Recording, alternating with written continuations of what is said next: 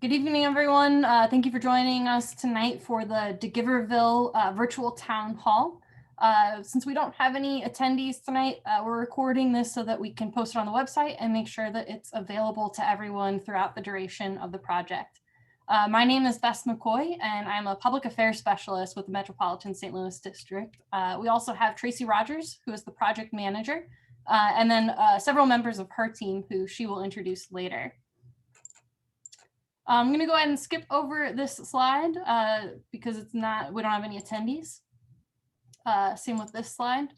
Now, I do want to give a little bit of background about who we are at MSD, just to give a big picture so you have some context for this project. At MSD, we are a government utility, a municipal corporation with a charter in the state constitution. We have a 6-member board that we report to, with 3 members who are appointed by the mayor of St. Louis City and 3 appointed by the county executive. We provide stormwater and wastewater services to all of St. Louis City and about 90% of St. Louis County. Now, I'm not going to read through this whole slide, but I do want to point out down there at the bottom, we are actually the 4th largest sewer system in the United States, right after New York, Chicago, and LA. Another thing that I want to point out here is that 2 utilities in 1 graphic. Not a lot of folks know this, but we are actually 2 utilities under 1 roof. We are a stormwater utility, and that means that we own and maintain the public storm sewer system. That's the system that carries any rainwater that isn't absorbed into the ground to creeks, streams, and other natural drainage ways. And then we're also a wastewater utility, and that means that we own, maintain, and make improvements to the wastewater sewer system. And the wastewater sewer system is the system that carries all of the dirty water from your homes and businesses. So anytime you flush the toilet, take a shower, wash your dishes, do the laundry, all that water travels through our wastewater sewer system to one of our 7 treatment plants where we clean it before we put it back in the environment. And as you can see on there, on an average day, we treat about 350 million gallons of wastewater. Now, it's important to note that these are 2 separate services, and we have 2 separate funding sources for each of these. So any money that we collect for stormwater services has to be spent on stormwater, and any money we collect for wastewater services has to be spent on wastewater. So tonight we are talking about DeGiverville, and this project is a wastewater project. So that means, again, it's about the system that carries the dirty water from your homes and businesses so that we can clean it. So with that, we'll dive right into the project, and I'll introduce Tracy, the project manager. Tracy, do you want to introduce yourself and the rest of the project team?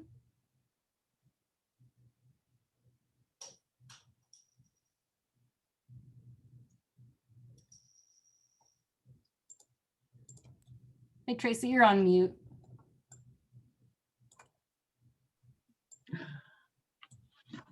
So for my team, I have Jeff Stroud. He's the inspector on the project. You have Jeff show his face here in a minute. Jennifer Gerwitz is our design project.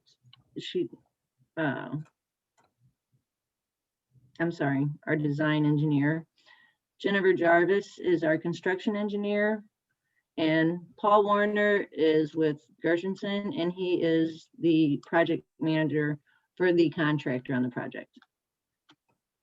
Thanks, Tracy. And I think that's it. Excellent. So let's go ahead and talk about what we're doing with this project. In brief, what we're doing is repairing a few sections of the pipes that are susceptible to root intrusion. So that means that tree roots and other roots are getting into the pipes, blocking the flow of water so that they aren't operating as efficiently as we'd like. We're also going to be building some structures around a few of our manholes that will make it easier for us to access those. And the reason that's important is that's how we maintain our sewers. So with easier access, we'll be able to frequently come and clean the sewers, check to make sure that everything is working correctly, and then also identify problems like that root intrusion early so that we can fix it early. Tracy, do you want to talk about some of the broader scope of what we're doing? That's pretty much what we're doing. We're going to fix 7 laterals, and we're going to, if you want to get into the construction part of it now, we can. Yeah, just in brief, what are we, how many laterals are we fixing? How many manhole? We're gonna fix, so there's 7 laterals there that have issues at the main, so we're gonna fix those. And then we have 3 manholes that we need to build a structure around so that the operations team can get to them and maintain those. So the maintenance crews can come out and, if they need to clean them out, or if they need, any kind of repair, then they can get to those. So there will be some major construction because these are fairly deep pipes, or fairly deep manholes. Awesome. Thanks, Tracy. Now, for all the residents in this area, what you'll notice when this is done is, one, because those pipes will be nice and clean with no blockages, water will flow a lot more freely, which should mean you'll have fewer basement backups. But it also means we'll have fewer instances where that water overflows into creeks and streams. So we'll also have a much cleaner environment because of this. All right, so now that we know kind of what we're doing, let's talk about where. So here we have a map, and as you can see, this pink line indicates areas where we're doing those repairs to the pipe. And then each of these pink circles indicates the manholes that we'll be building those retaining walls around to allow for greater access. Tracy, do you want to talk about the project timeline and kind of how it will likely progress? So I'm actually going to throw that on Paul Warner. So we do not have an exact start date right now because of utilities. We have to locate some utilities and figure out if we can get around those utilities. So it's throwing off our start date a little bit. Paul can talk about how long he thinks the project will take after we get started. Yeah, after the design constraint down at the special structure 3 area at the end of the alley, the timeline will be such that point repairs will most likely go first. We expect that to take somewhere in the order of 3 to 4 weeks, weather depending. The working room is tight. We won't be able to spread out and work as efficiently as we can, given the size restraint of the access through the alley. Then we'll bounce back and start the special structure work. We expect each location will probably take 2 to 3 weeks for excavation and shoring, another week or 2 for helical pile inserts and structural concrete to get formed, poured, and cured. Backfill and restoration won't take very long, but I think that the clearing and construction fence is probably within the 2 to 3 week time frame as far as getting started. Perfect. Thanks, Paul. And Tracy, you had already mentioned that, utilities, if we've already had some issues with that's delaying the project, but that's something that could interfere with the timeline moving forward. Other stuff like weather, soil, rock conditions, is that stuff that might also alter the timeline? Sure, especially since we're working in the winter time. So weather is affecting everybody's projects right now. So if the winter that we're having right now continues, then it's certainly going to slow us down. If they run into Class A rock, which is really hard rock that they have to use a breaker on, then that can slow us down some too. So certainly the conditions of the soils and the ground around can slow them down. And as Paul said, because it's such a tight working area, they have to work slower. So it causes them to take a little longer than maybe it would if we're out in an open field. Makes sense. This is a good time to remind folks that we do have an on-site inspector, Jeff, who will be on site for at least part of the day every day that they're doing work. So if any folks have questions, there will be an MSD representative on site that you can talk to. Turn your camera on, Jeff, so they can see who you are. It should be on. There you go. Yeah, there's Jeff. Okay. There you are. Okay.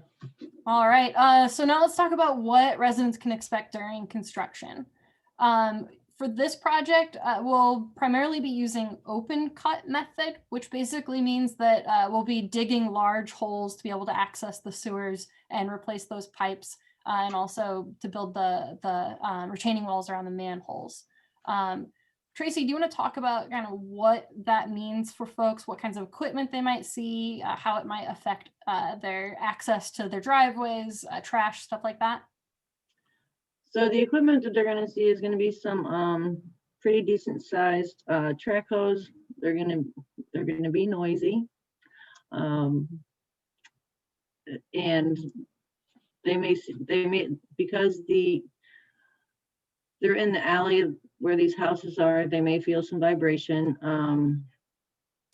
Construction noise will probably be from around 7 till 3:30-ish. Alley access is going to be restricted. We're going to notify homeowners.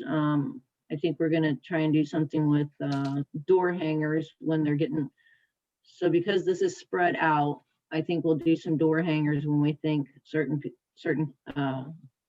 access will be restricted. So then the dumpsters, Paul has worked diligently with city trash. Paul, can you go over what you talked to them about? You guys did a schedule or talked about a schedule? Yeah, so city refuse met out on site, almost 2 weeks ago. Correct, yeah. We worked out a plan to essentially have a delayed start on a day they choose. I think when we left, we had earmarked Thursday, and we wouldn't start work and or block the alley until they had a chance to swing up and down those 3 intermittent sections of the alley behind DeGiverville. And they'll get all the trash picked up. They'll make that the first round, and then they'll get out and we'll get started. And that way we'll maintain trash pickup. I think there's 32 dumpsters, I think, on that one segment of the alley for green waste, recycle, and trash. So they're going to try to do everything they can in one day and delay green waste and recycle to, I think, like a 2-week time pickup window. They're only going to pick that up once every other week because those dumpsters don't necessarily fill up, stink, and or smell or attract rodents, etc. So green waste, recycle, it's probably a 2-week cycle. Refuse, 1-week cycle. And then if any of that changes, best, then I'll notify you and we can update the website. Excellent. And we'll give that URL to folks here in just a minute. But so it sounds like what I'm hearing is, obviously there's going to be some pretty heavy construction equipment out there and folks might hear some noise during active construction. At times during this project, they might have access restriction to their driveways and garages, but we'll notify people in advance so they can move their vehicles. And then as far as trash, some folks might see, their trash earlier in the morning, and also some of the types of trash picked up a little bit less frequently, but they'll still have access to their dumpsters outside of working hours. Does that sound correct? Correct. Perfect. There will be regular construction traffic, so dump trucks, Gershensen's trucks. Yeah. It should all be fairly normal construction traffic though. Excellent. All right, so now that we know what to expect during construction, let's talk about what it will look like afterwards. Generally, MSD's policy is to make sure any paved surfaces that we disturb are returned to the same or better condition as before. So if there's asphalt, we're going to repave it with asphalt. If it's concrete, we're going to repave it with concrete. And we're going to leave the site looking nice and clean. Tracy, do you want to talk about specifically what restoration will look like on this project? Well, we're going to be replaced. Actually, I'm trying to recall if we're replacing any asphalt. But certainly they're going to notice a difference because we're going to have to clear the hillside there where the manholes are. So after we clear that, that will likely be seeded.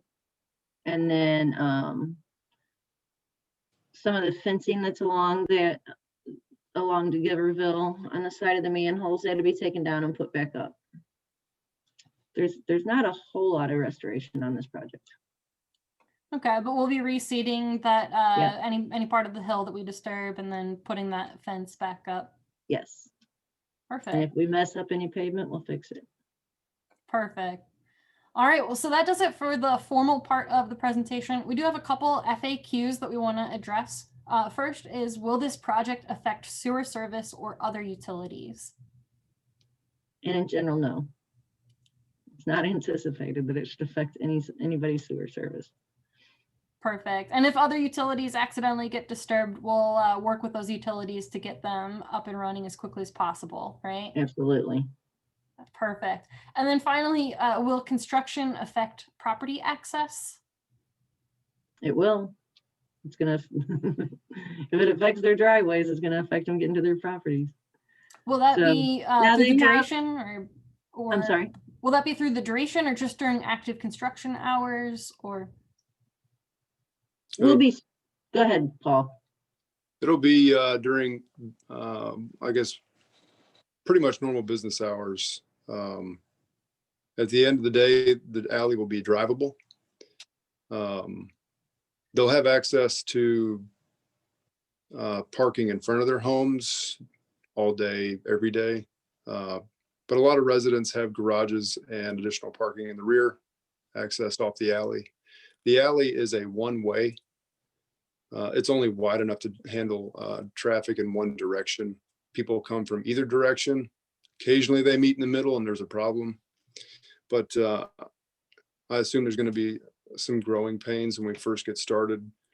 People not adhering to the signage that's up. And if they can't access the rear of their home from one direction,